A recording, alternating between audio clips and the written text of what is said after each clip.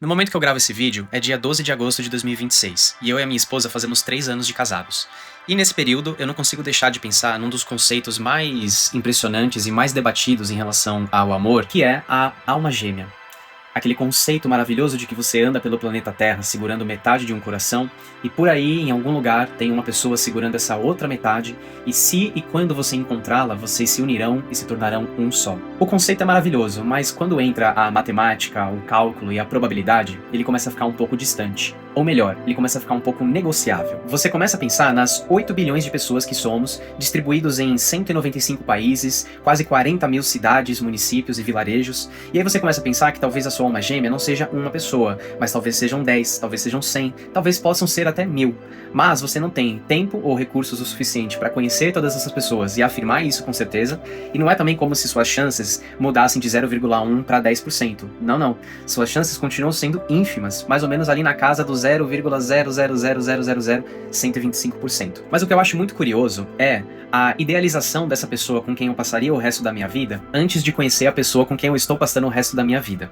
E eu vou contar pra vocês no mínimo detalhe como eu achava que seria. Eu não vou ser omisso, eu vou aceitar ser passível de ridicularização, mas é pra eu conseguir exprimir o meu ponto aqui. Mas eu achava que eu ia tirar um ano sabático e fazer um mochilão na Europa. Com que dinheiro eu ia fazer isso por um ano, né?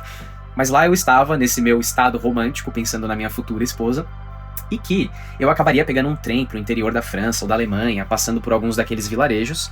Eu ia parar numa fazenda, tomar um copo de leite puro da vaca, e eu ia cruzar os olhos com uma camponesa alemã. Ela ia olhar pra mim e num inglês muito básico a gente ia começar a conversar, se conectar, e aí ela viraria minha esposa. E hoje eu estaria vivendo no interior da Alemanha, sendo um fazendeiro com a Hilda, provavelmente. E eu comecei a pensar por que essa era a minha primeira e única idealização da pessoa com quem eu passaria o resto da minha vida. E aí eu entendi que eu estava sendo influenciado pela narrativa da alma gêmea.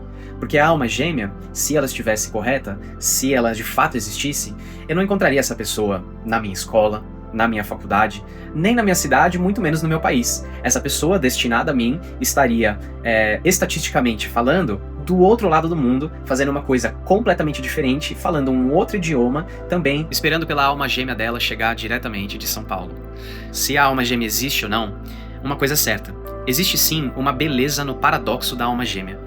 Porque se essa pessoa existe de fato, não nos foi dado tempo ou recursos o suficiente como seres humanos nesse planeta para afirmar com certeza se a pessoa com quem a gente está é a nossa alma gêmea. Mas como todo paradoxo tem um outro lado da moeda, pode ser que, mesmo que você não consiga afirmar com certeza jamais, você sim tenha encontrado essa pessoa.